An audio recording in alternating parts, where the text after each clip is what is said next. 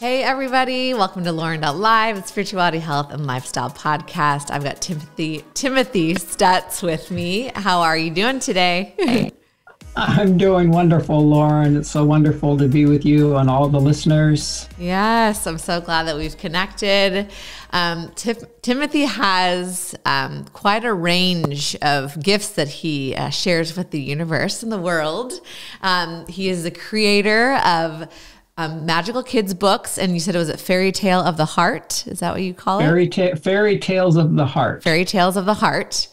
And so we're going to talk all about that. He's published a ton of books, and also you changed your career path and got into meditation and Reiki, Tai Chi, yoga, so many different things. And so it'll be really interesting to hear your story and how you found yourself in the spiritual world and helping people and loving and being more connected.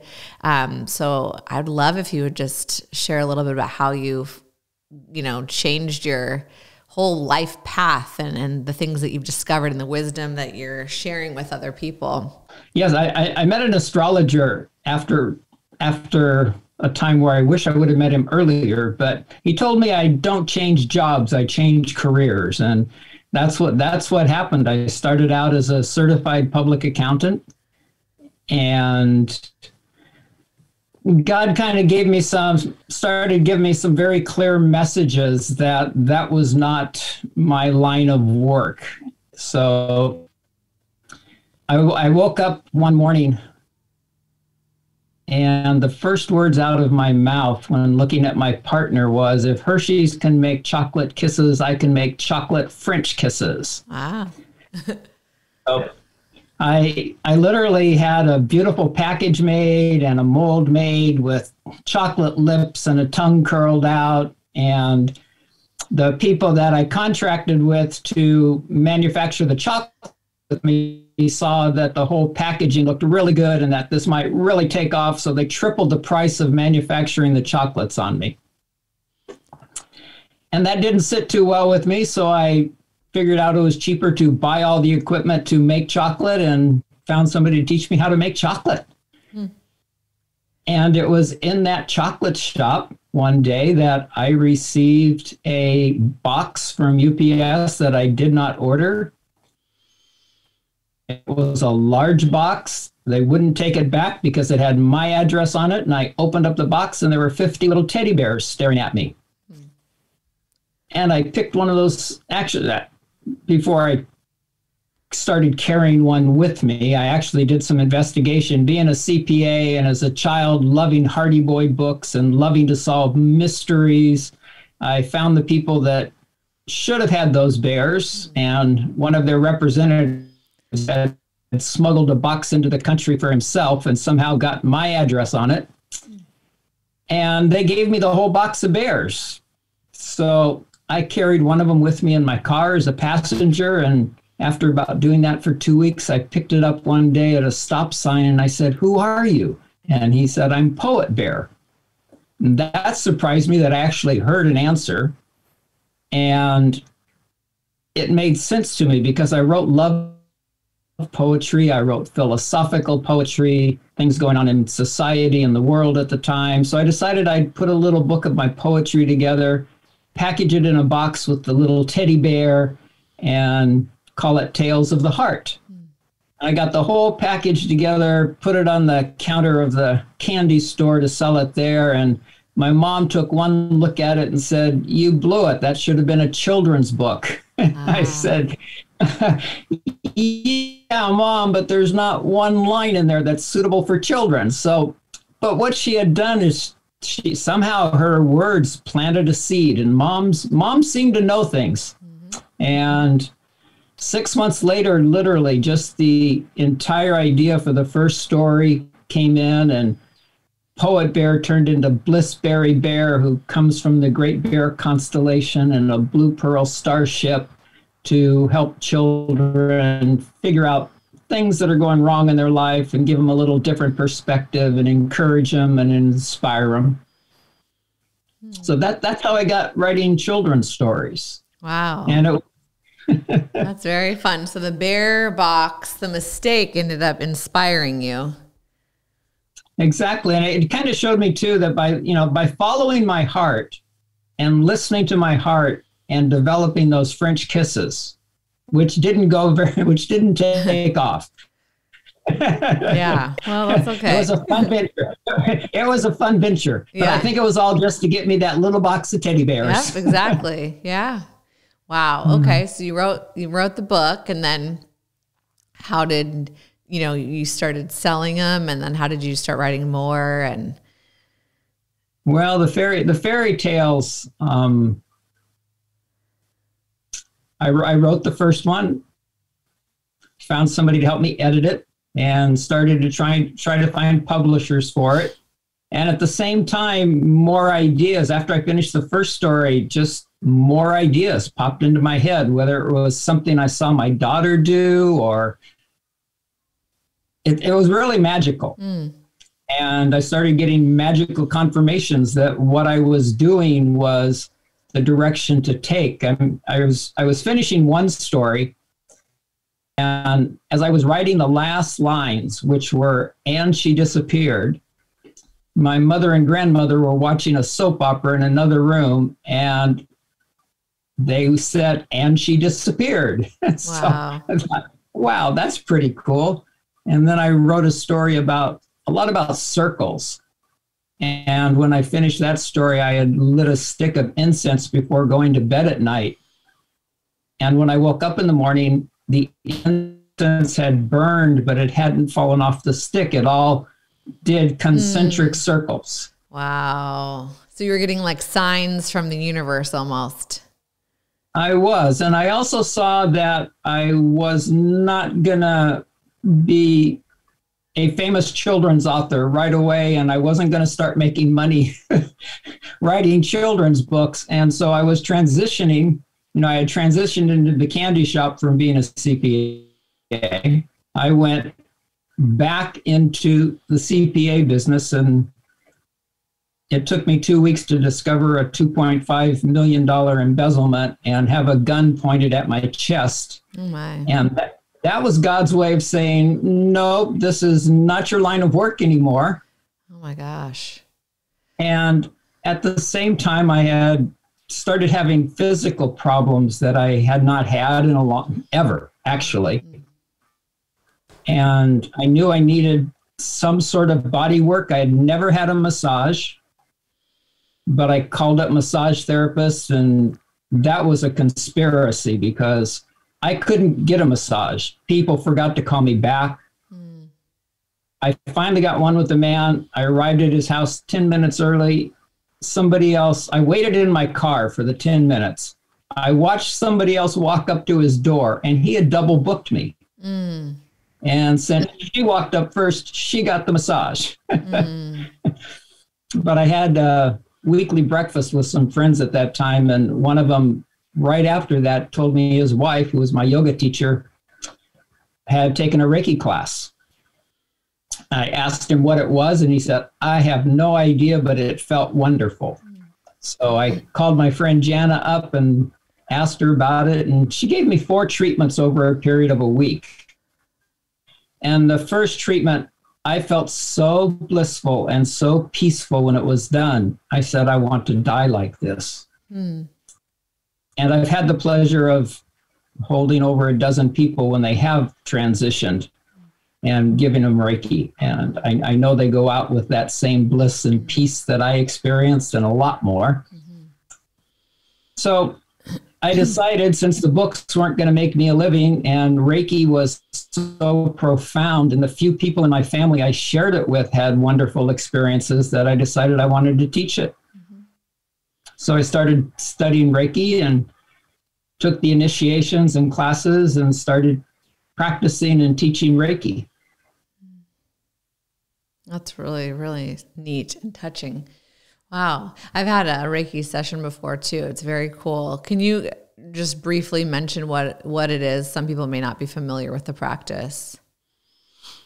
It's very simple. after you're attuned to the energies through a series of initiations, like different practices have handed down for thousands of years, the energy literally flows. You know, it's intention, it's alignment, and you place your hands on certain positions on people's bodies, and that's it.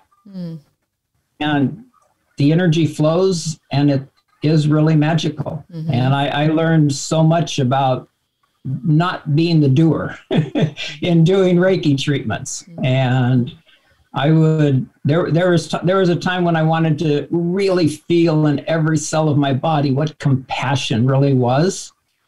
And as I started doing this Reiki treatment on somebody, Mother Mary just literally filled my entire body for the entire treatment. So I learned experientially what it was like in Mother Mary's compassion. Wow, that's really cool.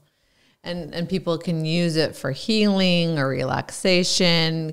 I feel like the gal that I went to said, I know people that do Reiki do different things, but you know, she was clearing out some things that I had in a past life. So there's different things you can do in the practice, correct?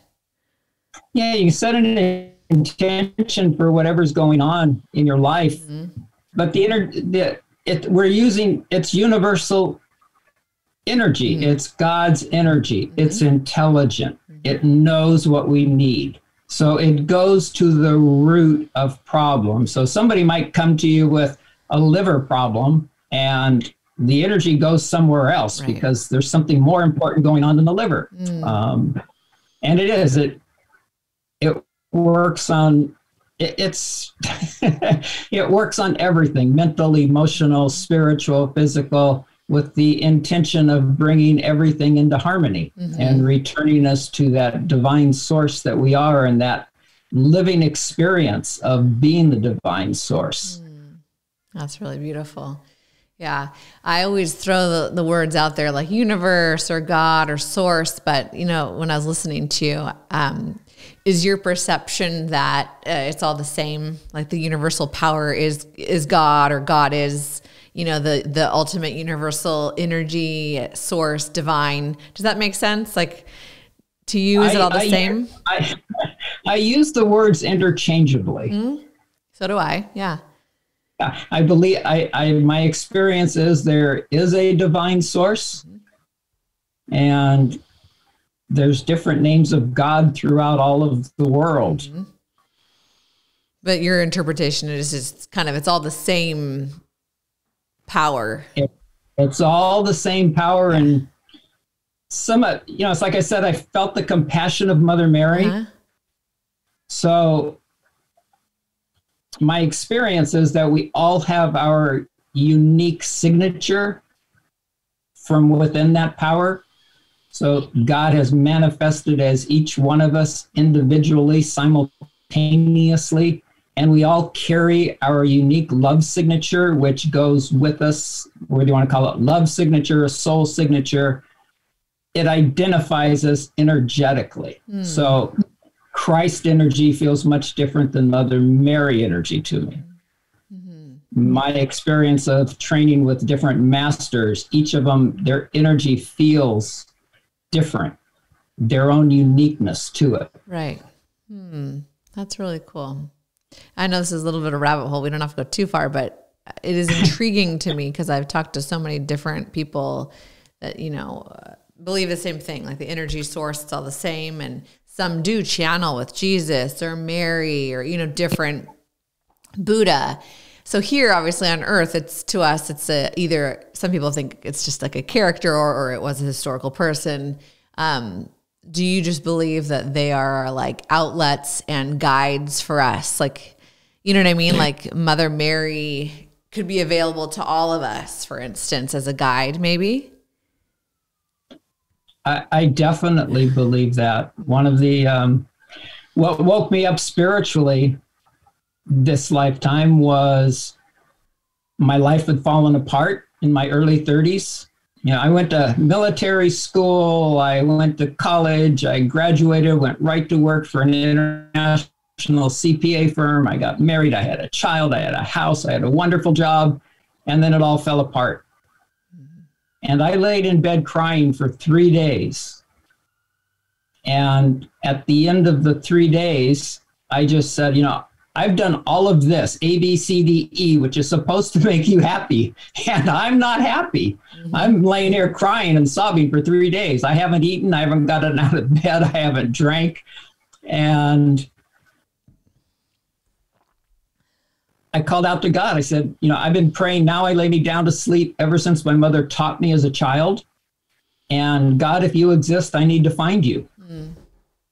Shortly after that, I was inspired to get out of bed and stand in front of the mirror and seeing a very much thinner body than 3 days earlier. Mm-hmm. And I literally felt Christ behind me and saying, I will remake you in my image.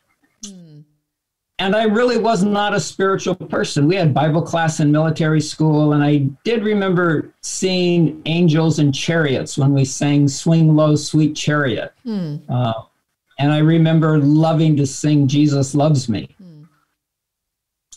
And then I remembered the prior year when I left Hawaii on a business trip, the president of the company I was auditing and said, if you ever need a couch to hang out on and get your head together, give me a call. And there was no better time than then to want a place in Hawaii to get my head together. So I called her up and she said, I no longer have the couch. I bought a house. You can have your own room. And so I headed off to Hawaii. She gave me a book the first night called Past Lives, Future Loves by Dick Sutphin. And I took that out in the backyard the next day and started reading it. And just started crying at various places from the depths of my being. And the words I was reading were triggering things that my daughter had tried to show me, experiences that I had. Everything started to gel. And that's what launched me into a spiritual seeking path. Wow. I always love that, like that book, right? It was given to you by a friend. It's like, it was almost like divinely placed, for you. Yeah. Divinely. Yes. Yeah. That exact book was for me. Mm-hmm. Yeah. Right on. Mm-hmm. I had a similar. And then, after that, go ahead. Oh, sorry. I was going to say I had a similar experience with the Eckhart Tolle, The Power Is Now and New Earth. I don't know how I found that book. I think my mom might have been reading it, but it was after college and I was feeling very low and just didn't have purpose. I was in a job I was unhappy with, a relationship that ended, and I just felt like, what am I doing? And I was just in this funk. And same thing. I just was like, God, like, what do you want me to know? Like, what am I here? What's my purpose? And that book really, wow, that book, it's just super amazing. And that was like kind of the opening to the spirituality realm for me too. So it's cool how that can happen. Yes, it's so there's an inner divine timing. Yep. Mm-hmm. Yeah. And I think just that asking, like you were seeking, this isn't working out and what do I do? And we are so blessed. And I did not go looking for a spiritual path. I just called out to God. And I think even getting me to that point to call out was triggered 9 months before that when I took a pain pill. I took a minor amount of Valium for a small operation. And then I took a pain pill that night before going to bed. And I'm having this dream right after falling asleep, and I'm driving around a mountaintop and going around a curve, and there's a lady passenger with me. And I remember saying, I can't control it any longer. And the next thing I know, my eyes are wide open. I'm looking up at the ceiling, and like I'm in a 1950s, 1960s movie theater, there's light coming out of my eyes like they were the movie projector. And it's projecting this picture on the ceiling, and the picture is the car has crashed and they're carrying our bodies away. Oh my gosh. And that just blew me away. So the next night I took another pain pill. I have another dream. I don't remember what that dream was, but I opened my eyes, and coming out the wall directly across from my bed was this man in an orange outfit with an orange knitted cap and a beard, and he kept coming in and out of the wall towards me. And that was enough. 2 nights in a row, I just closed my eyes and said, I'm a certified public accountant. This does not make sense. But I think that was God literally doing something within my system and triggering something that manifested 9 months later with me laying in bed and crying out to help for God. And that man coming out of the wall turned out to be my first spiritual teacher. Well, do you think were those like lucid dreams? Is that how you explain them? The dream was very lucid, but when your eyes are awake and all of a sudden that was actually you're like fully conscious and you're watching a movie play on the walls. It's like, I don't know what a definition for that is. Yeah. But it sounds like you've mentioned a few times, like being able to experience things with like Mother Mary. You're picking things up intuitively. You're picking up things from other realms that you're hearing your voices or see things. It sounds like you've experienced that in your life. Yes, but never really seeking it. It's like these experiences come to me. Right. Like when asking for compassion, I never expected to be filled up by Mother Mary. Right. And what finally led me to that meditation path was after these seminars I had been doing for a long time. And I put together a week-long one where I did everything, and I got all the speakers together. I managed the whole thing myself. And the last 2 nights of this week-long seminar, I did not sleep. I was up 24/7, and I laid down when the whole thing was over, and I had a friend with me, and I suddenly left my body. Wow. Completely. I mean, I just was out of my body, had never had an experience like that. And I was aware that she thought I was dead and was freaking out. And I was freaking out because I was literally watching this from outside my body. And that experience of watching her freak out, me being a little bit concerned, that put me right back in my body. And I got out of bed, called up a psychologist I'd seen a few times and said, help. Yeah. Oh my gosh. And she said she'd get up and ask Baba what to do. And I never heard her mention anything about Baba or anything like that. And she called me back in 15 minutes and said, Baba says to eat something sweet, which if you eat something sweet when you're in a high energetic charge, it'll calm the energy down. And I did that. And she said, just go back to bed after you eat something sweet. But I had to take this friend to the airport, and I remembered the dream of crashing the car. So I was, and I had to go around some mountain curves to get to the airport. I was a little concerned, but did that, and then got a phone call the next morning at about 5 o'clock, and it was my psychologist asking me if I wanted to go chant and meditate with her. And I asked her what chanting was. I never even got to ask what meditation was. I said, what's chanting? And she told me, and I said, no, I don't sing for anybody out loud, not even in the shower, not even for myself. So I asked her to meet me for breakfast afterwards, and she met and talked to me and gave me a book by Ram Dass, gave me the name of an astrologer, and gave me the name of a Hatha yoga teacher. So that was my introduction into that path of meditation that I eventually started to follow. Wow, you sure had some interesting experiences that led you there. I think it's taken a lot of powerful experiences to you really needed to be up. Like shaken.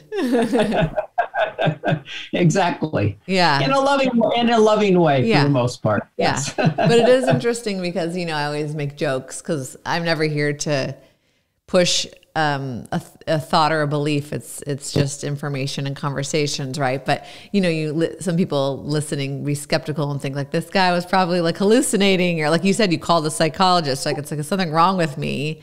But I mean, there are plenty of people that have stuff come through that you just can't explain through dreams, experiences, visions, voices. So I think that's incredible. It's literally the universe like knocking on your door. Yes, and leading me from one thing to another. Right. And it sounded like you were pretty practical, like being an accountant, and then really having to open your mind and switch over to a different way of thinking. And like I said, I went to military school too. Yeah. I was really regimented. Yeah. In fact, my mother said she could set a clock by my regimen from the moment I was born. She said, you ate at 10, 2, 4, and 6. Wow. That's wild.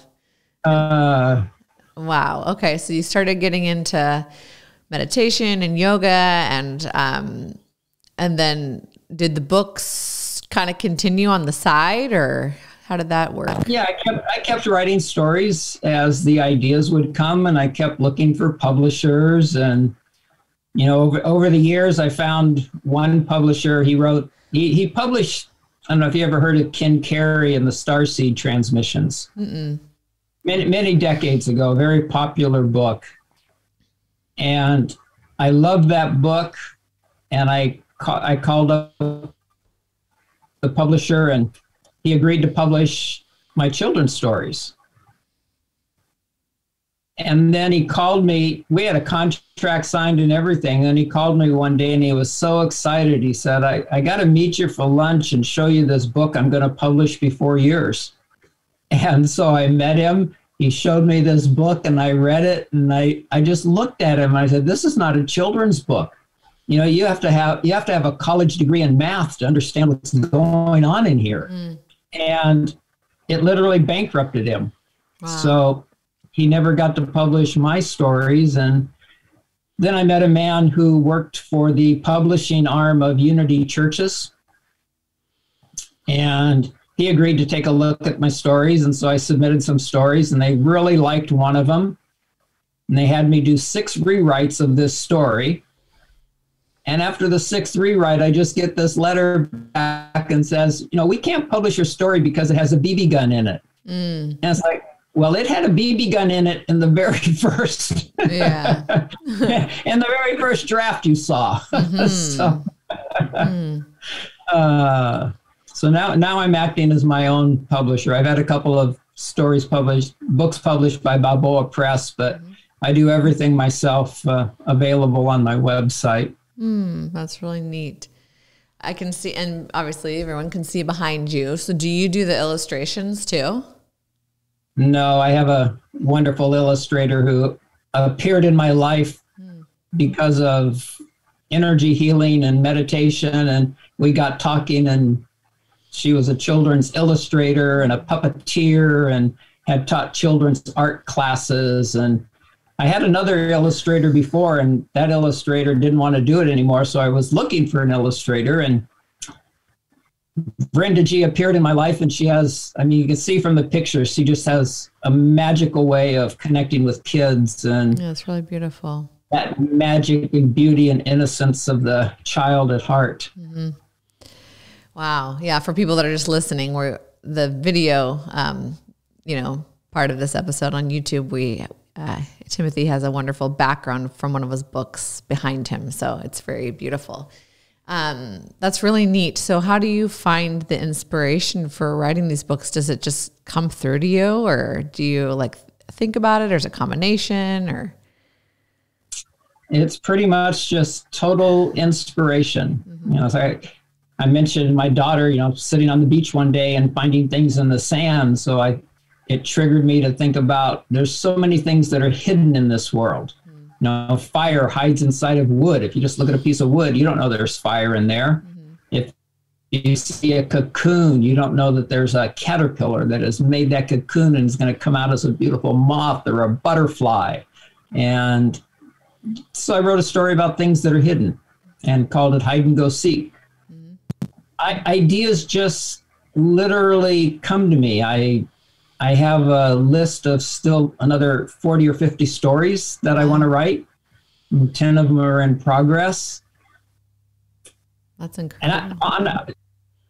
And the ideas just come. I was thinking last night I went out right before bed, right before midnight, and I got up on the deck here, and in southern Spain at this time of year, if the skies are clear, the stars are so sparkling and the sky is full, and I wanted to see a shooting star. I wanted to see a meteor come in. And that was when I got on the rebounder to rebound. I was like, man, it would be so nice to see a shooting star tonight. 2 minutes later, right at midnight, from behind me in the south, directly over my head, coming in very low, was a meteor that just left a long streak of brilliant, blazing light and then exploded. And it reminded me, one of the recent stories I wrote was sunshine, starshine, submarine sandwiches. So, I wake up in the morning filling my body with sunshine. I go to bed at night filling my body with starshine. So in the story, the sunshine is one piece of bread or whatever you put on top, and the starshine is the other piece, and the filling of this sandwich is what you do during the day.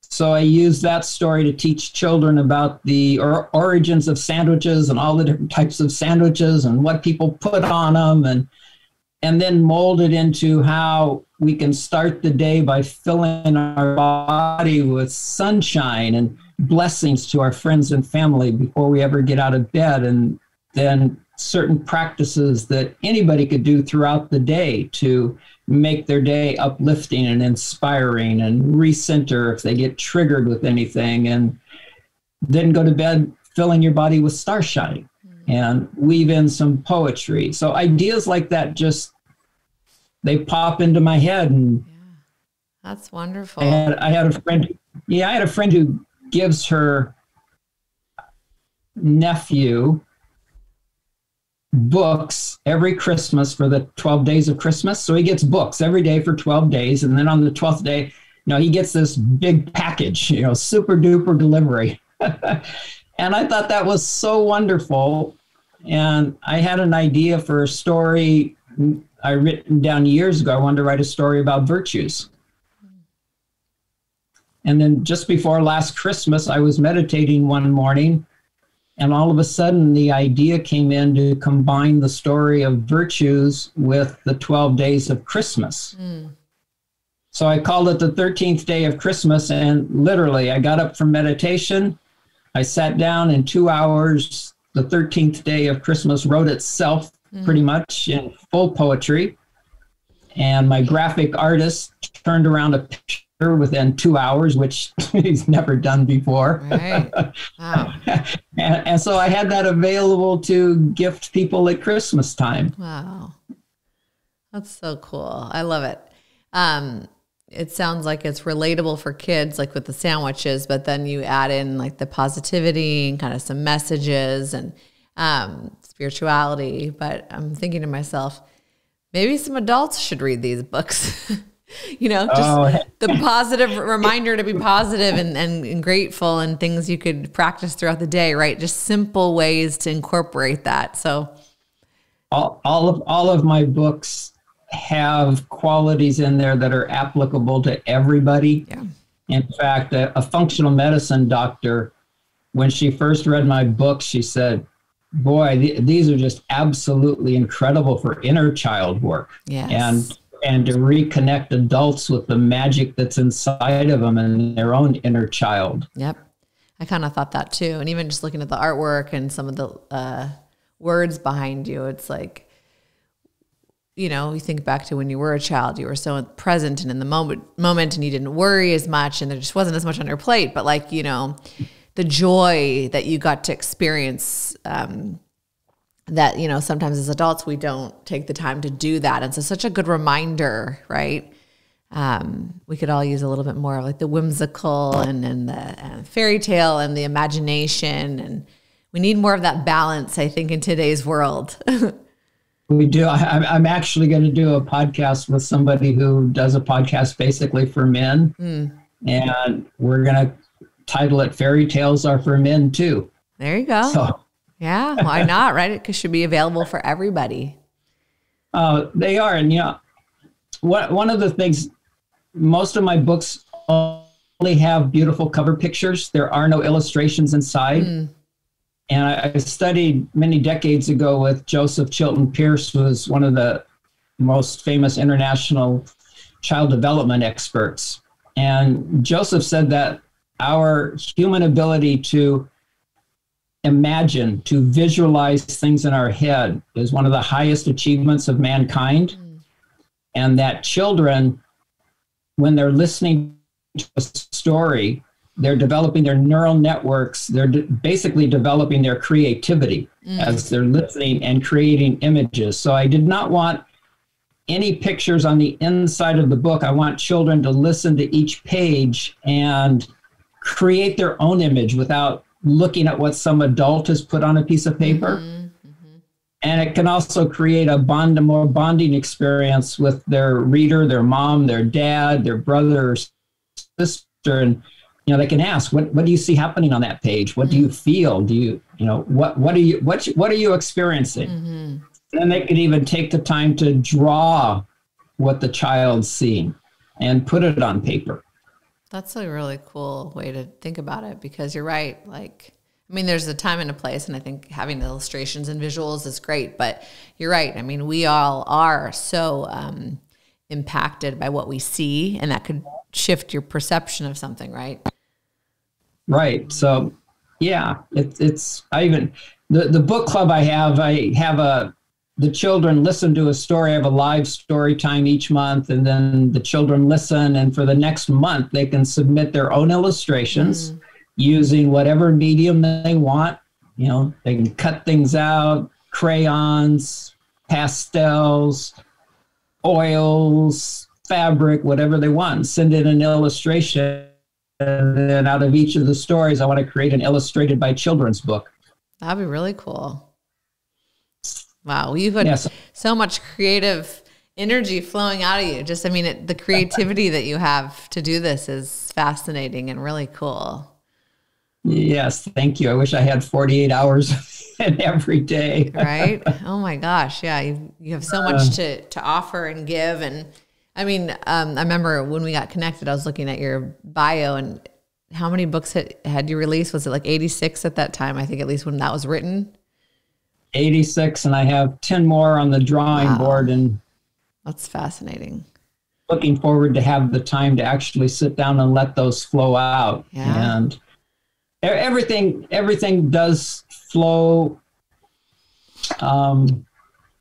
in God's divine timing.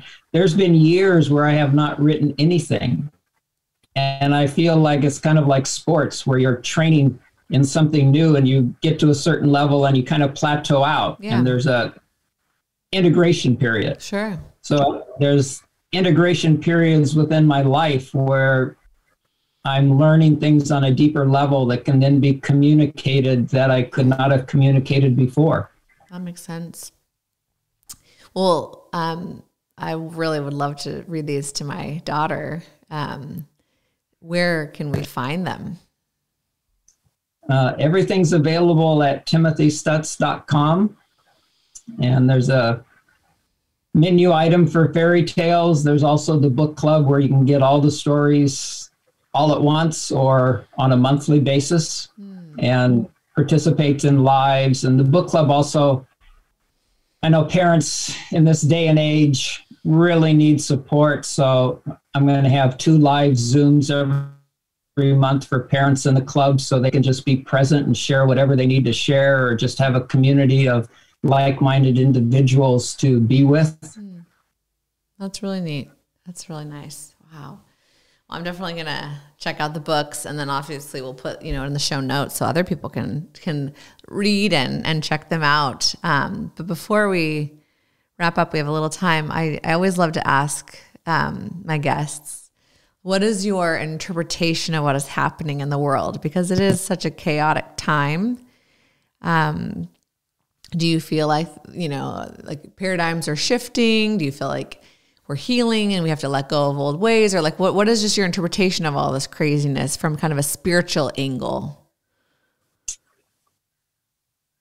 I feel we are most definitely in a paradigm shift. That life as any of us knew it is rapidly changing and will never return. We are moving into an unknown that is really unknown. Mm-hmm. And the only way to really know how to navigate what's happening is to be able to tune into your heart and connect with that inner knowing, no matter what you call it, mm-hmm. and trust that divine guidance and let it guide you for your part to play in what's happening, where to be in what's happening, and just connect in with the love that you are. You know, if anybody had asked me 40 years ago, if they had told me all the changes I would have to go through in my life when I started to meditate, and everything that would literally disappear from my life, and they told me, well, you can, that's no big deal because you'll have a peaceful mind. Mm-hmm. You know, I couldn't relate to a peaceful mind, so I'm not going to give up something for something I can't relate to. Right. But literally, I live life. My mind doesn't think unless I want it to think. I literally see the world as beautiful, sparkling, crystal white light, and the world is superimposed on it. And I can focus and see like I used to see. But if I just am, then I just see sparkling light and the world is superimposed on it. I'm calm. My mind is clear, and that's what allows these ideas for the stories to come in, because there's nothing else up there clogging it up. You know, I'm not thinking over and over and over again. Right. So I'm 7. I just turned 71 not too long ago. I no pain in my body, no medications. I'm loose. I'm limber. That's great. My creativity keeps getting better and better. And, you know, 2 years ago, I started turning out stories that were rhyming. And I never wrote rhyming stories before, but all of a sudden, everything just wants to come out in rhyme. Wow. And it's so cool. And I thought, you know, if all of us would only speak in rhymes, we would have to slow down, be very careful with what we said, and connect more from our heart. So that's a long way of answering your question, but yes, connect in with the heart constantly and do whatever you need to do to calm the chatter, to be able to do that, to navigate and in the perfect place at the perfect time with the perfect people, experiencing the perfect peace and love that you are in every moment. Wow. Thank you for sharing that. Yeah, I was going to kind of ask, like, okay, so how do you like deal with it? But you kind of explained that. And so I agree. I mean, there's just so much being thrown at us in the media and social media, if you're on it, or just, you know, with friends and family and our culture and society, and it can get very overwhelming. And I think you're right. I mean, like I believe our true source energy and soul, like we really need to look within more, our intuition, and listen to our hearts. And, you know, everyone has different ways of getting there. Like we were talking about before, maybe you pray to Mary, maybe you pray to Jesus, maybe you pray to Buddha, maybe you don't believe in any of that. That's fine. I think each of us has something available for us that we need in this life, right? And so, exactly. You know, I think really it does take some practice, though. You know, I have to remind myself often, like, to come within and just pause, and because there's so much going on. It does take practice, and you know, the simplest thing for people to start doing if they don't do any practice is, you know, just walking from room to room. Instead of thinking about what you just did or what you're going to do when you get to the next room, just focus on your breath and your feet and take some time. And when you don't have to think, when you find your mind just, you know, turning circles, give it something positive to think about, and preferably some name of God that resonates with you. And if it's not a name of God, just peace. I am love. And also to everybody that I've ever met has had some sort of incredible physical experience at some time in their life. Yeah. You know, whether it's been triggered by making love or triggered by food or triggered by alcohol or whatever triggered it, you've had physical experiences. Sure. And if you just take the time to constantly remember what that feels like, it becomes part of you. You know, what's it like when your body is just vibrating? Remember it. Mm-hmm. And then you don't need any outer trigger. Mm-hmm. You can simply experience it at will. That's fascinating. Yeah. That is the power of your belief, and just breathing or slowing down. It can be very simple practices. Yes, we all contain and have at our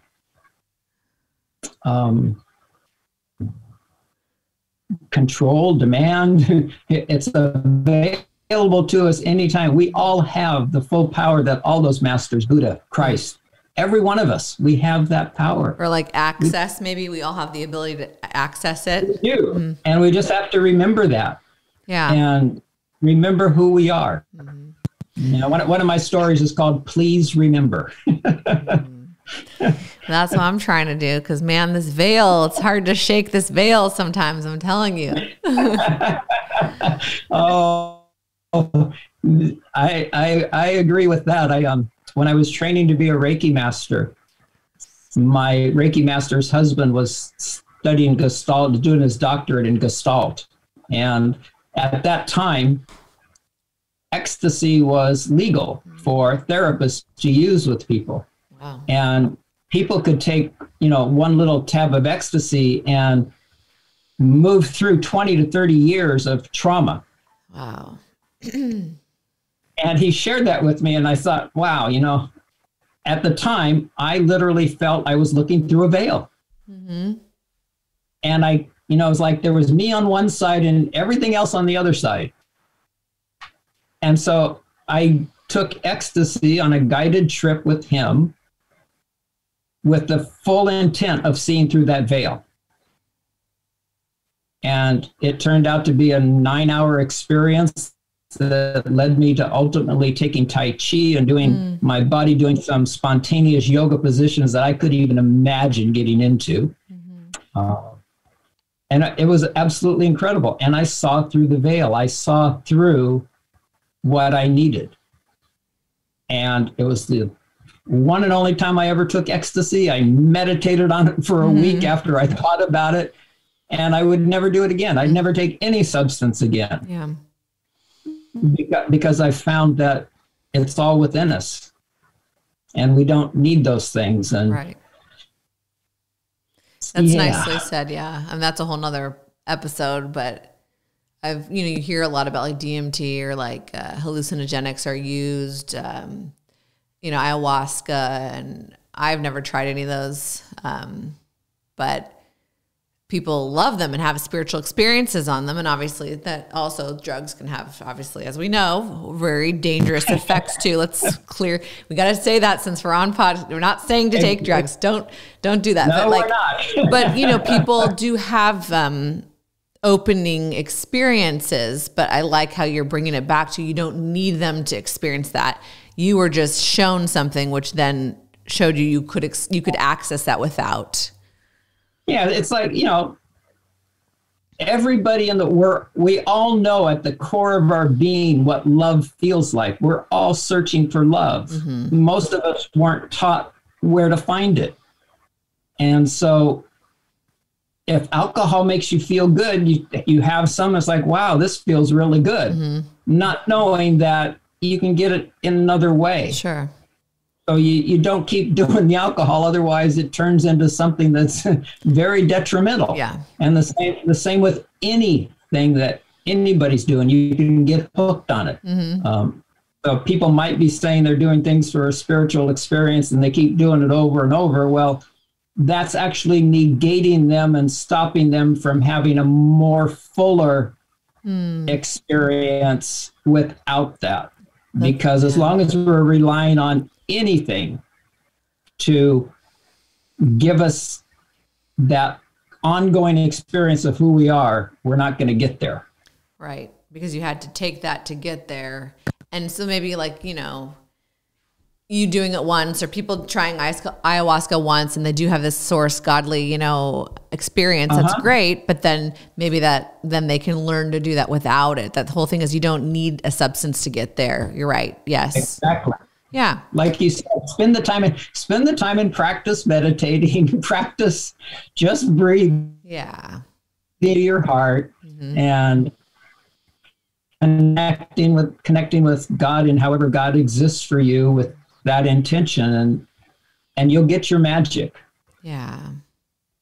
It does take practice though, because you know, of course our culture is so obsessed with fast results. So it's hard to sit down and meditate, or like you said, and what I always say, like there are ways to meditate without literally sitting for 30 minutes like this. I mean, you can do it while you're washing your dishes. You can, like you said, you could watch yourself, or like I've been doing this where I'll observe myself observing somebody else or something, like, you know what I mean? You're almost out of your body watching yourself watch my daughter. And that's a form of appreciation and meditation. I never knew you could do that. And then I start doing that. Right. So there's ways to incorporate presence and consciousness in simple ways, looking at the trees and appreciating them, you know, breathing. Like it's very simple, but you got to remember to do it sometimes.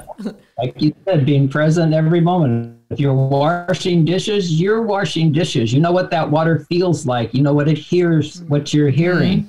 You're totally there. You're not thinking about what you're going to do next. Right. or what doing the dishes is keeping you from doing what you really want to do. Yeah, I need that reminder, because I've been, you know, well, she's out of that phase now, but washing all the bottle parts, that took forever every night, every single night, very monotonous. But I also remind myself, you have milk to give her, you have bottles to feed her. You can turn it into a gratitude practice, right? If you have a sink full of dishes, that means you have food to eat and a family to feed. That's a blessing, right? So I mean, there's always ways to spin things, but got to remember. Yeah. And being a mom is like the highest service on earth there is. You know, it's a lot of work, but it's the greatest joy and gift you could give. Yeah. Yeah. I remembered when I was 40, at one point I had this remembrance of my mom, and it's like I just suddenly felt more gratitude than I had ever felt, that after taking care of us all day, working all day at another job, you know, she would stay up till 1 or 2 in the morning ironing my uniform for military school. Wow. And I just thought, oh my God, the dedication she had to make sure that I got to school with a clean and ironed uniform, let alone everything else she did. Wow. I know. So it is amazing. Yes. Mm-hmm. Oh my goodness. Well, I've truly enjoyed this conversation, and I can feel it and see it in you and through your books, but also just you, like the light that you're shining. So thank you for giving that to the world and your positivity and love, because, you know, we need it. So thank you for your work. Oh, thank you for you, Lauren, and for creating this space for people to share, for people to learn, and to reconnect us with one another. Thank you so much. It's an honor. I feel so blessed to be able to do it. It's very fun for me, but I hope people get something out of it. So thank you for being here. And so we've got we mentioned your website. We'll put that on the show notes for everybody. And are you on social media at all, or do you just prefer people to go to your website? I'll send you some links for the social media too, Okay. Facebook and Instagram, mostly on Facebook. And I'll send you a link for a wonderful free webinar I've designed for parents called 3 Magic Wands for more creative, happier, and empowered children. Awesome. We need that. Cool. Yeah. Well, everybody, thanks for listening. And you can catch me on Instagram at RealLaurenLive, or my website, lauren.live. And again, just check out the show notes so you can go and read and look at the covers of Timothy's wonderful books.